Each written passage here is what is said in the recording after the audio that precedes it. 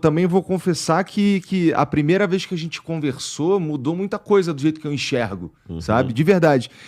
Eu lembro que uma das primeiras coisas que eu falei contigo foi, cara, como é que tu é arqueólogo e pastor ao mesmo tempo? Eu lembro disso. Boa memória, que você tem quanto tempo que eu venho a primeira vez aqui? Faz muito tempo, foi em 2021. É?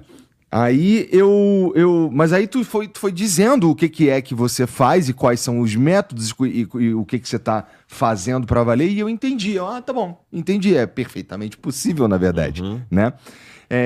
Deixa eu mudar um pouquinho só de assunto, porque a gente estava falando lá de como o mundo tá esquisito com essas guerras, independente do lugar ou do método usado, né? Cara, do ponto de vista bíblico mesmo, do ponto de vista espiritual, você vê como pastor algum tipo de sinal? Essas guerras, elas te dizem alguma coisa? Esse momento que a gente está vivendo esquisito no mundo, isso te diz alguma coisa, assim, do ponto de vista espiritual? Boa pergunta. A resposta simplória seria sim, claro, mas eu já teria uma contra-argumentação para ela. Porque guerra tem desde que o mundo é mundo. É verdade. Você entendeu? Se você for lá no período do bronze, já tinha guerra. Se você olhar a Bíblia, já falava da guerra na época de Abraão. Já falava da guerra na época dos hebreus lá no Egito. Você tem na história o Ramsés guerreando lá contra o pessoal de Reta, que depois descobrimos que eram os hititas. Nabucodonosor guerreando. Então, em que sentido que guerra? Então, peraí. Como é que a Bíblia fala que guerra é um sinal? Quando você vai para o Evangelho de Mateus, capítulo 24, ou Lucas, capítulo 21, ou Marcos, capítulo 13, porque é o mesmo discurso de Jesus registrado nos 3 evangelhos, Jesus fala sobre as projeções do que haveria de acontecer no mundo. E ele diz assim, abro aspas, certamente ouvireis falar de guerras e rumores de guerras. Não vos assusteis, porque é necessário que isso aconteça, mas ainda não é o fim. Então olha que interessante, Jesus falou que as guerras viriam, mas que o fim não estava atrelado a isso. Entendi. Então, peraí. Vai dar pra gente, pelo menos, dormir tranquilo. Vai na contramão da piedade popular, que fala, tá tendo guerra, então o mundo tá acabando. Porque tá tendo guerra, o mundo tá acabando. Jesus falou que ia ter guerra, tá. Então, ele falou, calma, não é o fim, mas fiquem atentos que até lá vai vir guerra. E quando você vê o cenário do Apocalipse, o último instante, realmente, nem será um mundo de guerra. Será um mundo pacificado pelo anticristo. Que ele vai conseguir arregimentar o mundo de modo que, de acordo com o Apocalipse 3, não vai poder comprar nem vender, senão quem tem a marca da besta, e toda a terra se maravilhou seguindo a besta e dizendo, quem é semelhante a ela, então o mundo vai estar unificado. Bom, então com relação a isso, volto para a sua pergunta. E essas guerras, o que elas me dizem? O que elas dizem de sinal? Tem um detalhe nessas guerras que elas me colocam como observação diferente de todas as guerras que o mundo teve. Inclusive as chamadas Primeira e Segunda Guerra Mundial. Essas guerras que estão se desenhando agora correm o risco de escalar para uma realidade literalmente mundial. Sim. Antes isso não havia. Não. A gente fala história universal, mas não era história universal, é história da Europa. Você fala Idade Média. Não teve Idade Média na China, nem no Paquistão teve Idade Média. Até a maneira que a gente divide a história e chama de história universal não é história universal. Você chama de Primeira Guerra Mundial e Segunda Guerra Mundial, mas não é. O México não participou. A Argentina não participou. Como é que é Guerra Mundial? Tem um monte de país que não participou, foi uma minoria, e foram guerras europeias. Nós tivemos uma visão muito eurocêntrica do mundo. O que acontece na Europa é como se fosse o mundo inteiro, e não é verdade. Mas o Apocalipse diz que os últimos capítulos da história desse mundo se desenvolvem de maneira literalmente universal. Eu falei da marca da besta, que será universal, e de situações que entrarão em colapso mundial. E o anticristo tem que vir para impedir uma guerra literalmente mundial que iria destruir o planeta. Por isso que ele vai sair como o salvador da pátria, o Messias. Você está entendendo? Então, nesse aspecto, chama minha atenção que hoje, pela primeira vez na história da humanidade, nós estamos desenhando um cenário que é de proporções literalmente mundiais. E o Covid desenhou isso. Porque no Covid estava o palestino usando máscara, o israelense usando máscara, o cara que votou no Bolsonaro estava de máscara, o que votou no Lula estava de máscara, o cara que é ateu estava de máscara, o cara que era crente estava de máscara, o católico estava de máscara, o pai de santo estava de máscara, todo mundo. O Covid mostrou que agora as proporções de crises são mundiais. Então, hoje, realmente, eu tenho um detalhe que me põe para pensar. Entendi. Olha, isso aqui é inédito. Isso aqui é inédito, Mas vamos também, ficar esperto. eu entendo, e está escrito na Bíblia desde sempre essa ideia, na verdade, esse relato, não é um relato, essa revelação que haverá paz. E chama a minha atenção, eu acho interessante que o anticristo, que a princípio, bom, que é o cara, tá aí no nome, o cara é contra Cristo, contra Jesus Cristo. Ele é, a princípio, seria alinhado com o diabo. Sim, né? sim. E o papel dele, no fim, é pacificar tudo, né? Isso é muito interessante. Isso do ponto de vista espiritual, é feito para enganar o crente, Exatamente. cara. E outra coisa, a gente tem pelo menos uma grande figura que está falando em paz o tempo inteiro, que é o próprio Trump, né? Ele fala, inclusive, ele sempre quis ganhar o Nobel da Paz. Então a gente está vivendo um momento que é para pelo menos quem acredita na Bíblia e nas revelações vê uma possibilidade, né? Olha para isso e fica, o que está acontecendo aqui, cara? Mas esse momento do que está acontecendo aqui, eu também imagino que a gente já passou por ele algumas vezes. Né? Eu tô tentando lembrar aquele, acho que era o Caruso, se eu não me engano era o Caruso, o cartunista, que fazia o Zé Apocalipse.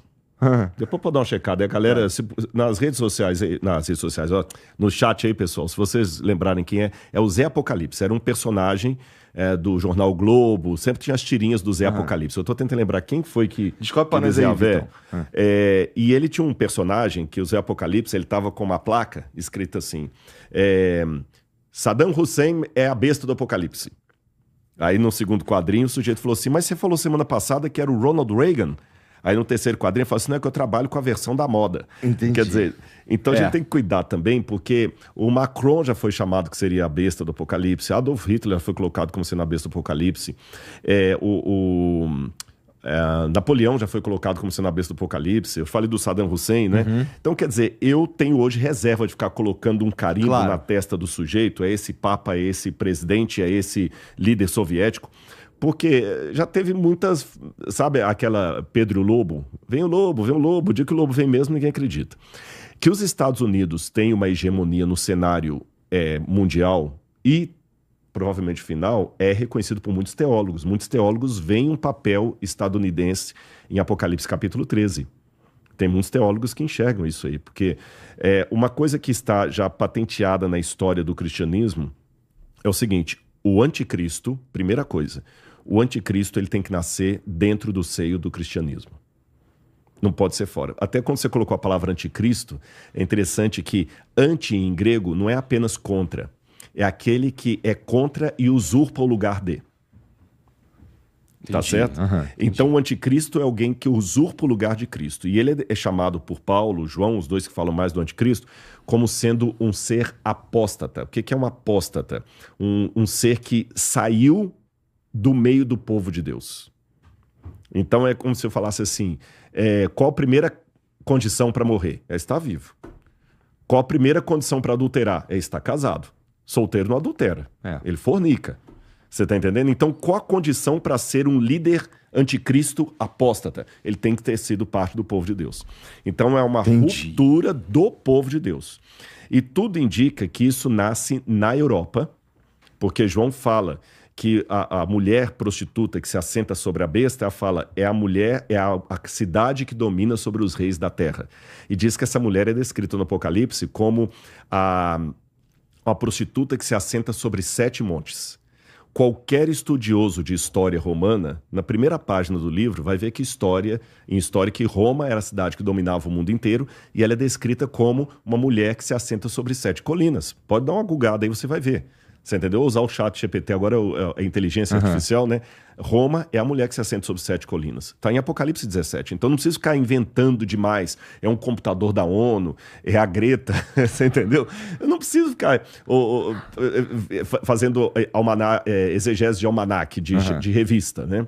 Bom, então já sei que é essa. E tem uma outra besta que ela é o oposto dessa, que essa surge do mar, a outra surge da terra. Parece que é um novo mundo dominado ali pelos Estados Unidos. Agora, um detalhe também que eu ia dizer sobre isso aqui, deixa eu só... É literal esse surge do mar?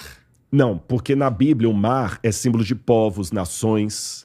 Então quer dizer que é um conglomerado de vários povos. E o Mediterrâneo era assim chamado. Tanto é que o nome Mediterrâneo é Mare Nostrum, é o Mar Nosso. Eu lembrei o que eu ia falar. Nessa questão que você falou do anticristo vem para enganar os crentes, quando você lê o Apocalipse, você vê que o Apocalipse pode ser, entre aspas, resumido entre uma contrafação do poder de Cristo. Parece que o diabo, ele imita Deus o tempo todo. Aí alguém fala, como ele imita Deus? Eu sempre pensava que o diabo era o oposto de Deus. Não. Se você até uma leitura psicológica, o diabo é aquele fã que tem ódio, que mata o John Lennon. Você entendeu? Mas usa o corte de cabelo do John Lennon, ouve todas as músicas do John Lennon e veste a mesma roupa do John Lennon. E tem a camiseta escrito John Lennon, te amo. Parece que o diabo é assim em relação a Deus. Ele imita as coisas de Deus, mas não imita o caráter e a bondade de Deus. Porque há dois tipos de imitação. Há aquela imitação normal, que é a imitação que as suas filhas têm em relação a você, sua esposa, que você vê assim, gente, ela senta do jeito que eu sento. Tinha um amigo meu que uma vez ele falou que ele tinha mania, sempre que ele estava no banheiro, ele escovava os dentes, ele batia a escova 3 vezes assim para enxugar e colocava lá. Um belo dia ele viu a menininha dele também escovando os dentes, batendo 3 vezes. Essa imitação é saudável, é a imitação de alguém que você vê, você se inspira na pessoa, porque você vê nela um modelo de vida, tá certo? Então é nesse sentido que a gente deve imitar a Deus. Paulo falou, sede meus imitadores como eu sou imitador de Cristo. Bom, agora existe uma outra imitação, que é a imitação patológica, é daquele fã que quer matar o cara, que ele quer tomar o lugar dele, sabe? Daquela pessoa que ele fica te imitando, ele vê o seu jeito de falar, ele imita o seu podcast, mas é porque ele quer ser o seu concorrente, ele quer assumir o seu lugar, ele tem inveja de você. E essa imitação também, muitas vezes, é a imitação do engano. É a bolsa Louis Vuitton da 25 de março, que é igualzinha à verdadeira, só que não tem a qualidade da verdadeira. É nessa segunda situação que o diabo imita Cristo. Entendi. Ele imita não porque ele se inspira em Cristo, mas que ele quer ser uma bolsa parecida, porém sem a qualidade. Aí você vê no Apocalipse muitas coisas. Vou dar alguns 2 ou 3 exemplos. Cristo aparece no Apocalipse como sendo um cordeiro que estranhamente estava degolado, porém estava vivo, que ele ressuscitou. A besta do Apocalipse também tem uma das cabeças degoladas, mas está viva, imitando a Cristo. O cordeiro é Cristo, lembra na Igreja Católica eu falei, o cordeiro de Deus que tira o pecado do mundo, citando o Evangelho de João. A besta é descrita como tendo aparência de cordeiro, mas falava como dragão. O cordeiro, ele coloca um selo dele na testa de todos os seus seguidores. A besta coloca a marca na testa das pessoas. Então você vê muito imitação. Então o anticristo é alguém que vai parecer o Cristo, ele vai falar como Cristo, ele vai ensinar como Cristo e vai ser um ser que vai levantar de dentro do cristianismo e vai enganar aqueles que forem enganados. Então, no final das contas, o discernimento vai ser espiritual. Entendi, faz sentido bom, faz sentido, óbvio, por final você é um estudioso disso aí tudo, mas então eu consigo entender o que, então quem tá falando do que, já temos aqui o anticristo, olha, fica esperto, o Trump, não sei o quê, o Trump, falta para ele algumas características, então, né?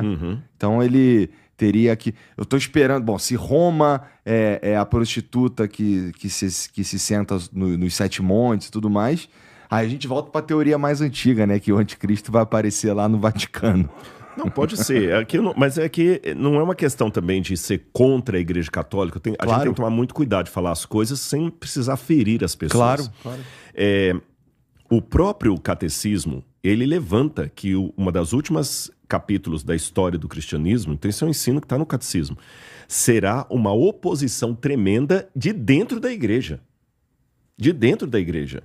Tá certo? E, inclusive, há muitos teólogos católicos, Hugo von Balthasar, que eu podia citar, e outros mais, que até acreditam que alguém vai usurpar o trono de Pedro. Então, aqui eu não estou sendo... Viu o pessoal que está assistindo que é católico, o Rodrigo está atacando a Igreja Católica? Não. Eu tenho que lembrar que antes de ser... É até interessante isso, porque eu encontrei... não sei onde é que foi agora que eu encontrei uma senhora, foi fora do Brasil, que ela falou assim, nossa, eu gosto de você. Ela não era brasileira não, estava falando com bastante sotaque, ela é missionária católica. Ela falou, eu amo tudo que você fala, só não gosto quando você fala mal da Igreja Católica. Eu falei, mas quando eu falei mal da Igreja Católica? Discordar não é falar mal, Tá certo? Discordar não é Com falar certeza. mal. Você entendeu? Quantas pessoas discordam da minha igreja e não me sinto que elas estão falando mal. Agora, realmente, você tem que saber discordar com a educação, elegância, honestidade intelectual, sem argumento ad hominem. Então, eu tenho que colocar o seguinte, bem claro para você. Até eu respondendo essa senhora, eu falei assim, olha, se você soubesse as boas memórias que eu tenho da Igreja Católica e alguns traumas que eu tenho da Igreja Adventista, você ia falar assim, você tá mais defendendo a Igreja Católica do que a sua igreja. Porque, olha que interessante, eu tenho na minha memória padres que me ajudaram. E tem na minha memória colegas de ministério que me fritaram. Entendi. Da Adventista. Então, significa que eu estou falando mal da Igreja Adventista? Não, de jeito nenhum. Como também tem na Igreja Católica padres que me perseguiram. Você está entendendo? Como eu tenho também na Igreja Adventista pastores que me ajudaram. Então a gente tem que saber separar sem colocar tudo no mesmo pacote. Então vamos lá. Falando da Igreja Católica, antes de ver o CNPJ da Igreja como instituição, eu tenho que lembrar o seguinte, o que é a Igreja Católica? É um braço do cristianismo. Assim como a Igreja Batista, assim como a Igreja Adventista, assim como a Igreja Presbiteriana, assim como a Congregação Cristã, assim como todos. O que são esse conglomerado? Vamos fazer uma visão social. São braços do cristianismo. Ok, se são braços do cristianismo, você está inteiro. Qual parte do seu corpo eu posso dar uma martelada? Ah, não martela não. Deixa quieto. Mas só o dedinho, mendinho ali. Esse dedinho aqui, esse aqui eu chamo de catolicismo. É nesse que tu quer bater, Rodrigo? Tô brincando. Tá bom? Percebeu? Mas foi boa a sua brincadeira de exemplo. Sabe por quê? Pode ser o catolicismo, mas se eu bater nele... Vai bater no corpo. Vai bater no corpo. Então, não é que pode bater porque ele não é cabeça. Você tá entendendo? Então, se eu entender que a despeito das diferenças doutrinárias, todos os cristãos são membro do corpo espiritual de Cristo, porque isso aqui eu não estou sendo demagogo, e eu tenho documento oficial da minha igreja convalidando o que eu estou dizendo. Então, o que eu estou dizendo como adventista e como Rodrigo. A igreja de Deus é muito grande para caber dentro da igreja adventista. Ela é muito grande. O corpo místico de Cristo é muito maior. Então, por que assim, não pode marretar o da Assembleia de Deus? Porque não é do meu CNPJ? Não, é o dedo mindinho. Se bater ali, vai doer. Se bater no meu ombro, vai doer. Se bater na cabeça, vai doer. Se bater no joelho, vai doer. O corpo todo fere. Então, quando a gente vê, por exemplo, aquele caso, eu não vou falar a palavra para o YouTube não derrubar, que teve de padres com crianças lá nos Estados Unidos, que virou até um filme, virou um documentário, eu vi muito crente vibrando. Esses padres tudo safados e tudo mais. Tem que sentir a dor, porque está sendo um opróbrio para o nome de Cristo. O que aqueles párocos fizeram, aqueles padres fizeram, estava trazendo vexame no evangelho. Aí depois veio outro e veio um escândalo de um pastor aí também, que estava andando com calcinha na rua e peruca. Sabe, parece aquele... Ele estava fazendo a investigação, cara. Ele estava fazendo investigação, né? Pois é. Ou seja, que pena, porque aquilo ali está trazendo vergonha para o corpo de Cristo como um todo. São coisas que estão dando argumento pro ateu pensar, esse pessoal é um bando de mané mesmo. Você tá entendendo?